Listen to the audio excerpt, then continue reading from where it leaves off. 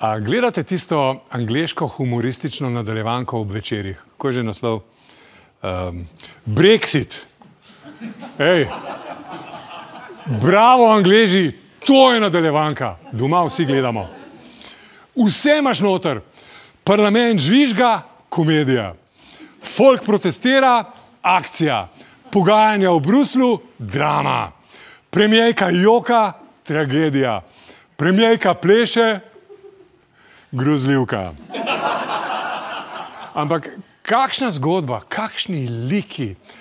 Čeprav se mi kakšni zdijo mečkan preveč nerealistični, recimo ta lik Boris Johnson se mi zdi mečkan preveč karikiran, pa premijejka je preveč naivna, pa to, da je na čelu Evropske unije en pijanc, to je tudi malo za lase privlečen.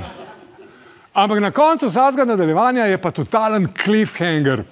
Najprej hočejo glasovati samo enkrat, pol se premislijo in glasujejo še enkrat, pol so spet vsi proti, pa pol spet vsi za, pol je ona proti, pa oni za, pol si izmislijo 8 opcij, pa jim nobena ni kul.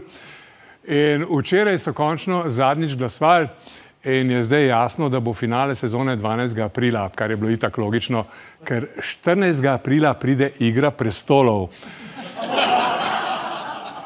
In ne moramo imeti dve tako hudi seriji na televiziji istočasno. Pa še nekaj je jasno. Tudi tukaj ne bojo vsi glavni liki dočakali konca sezone. Sorry, Tereza.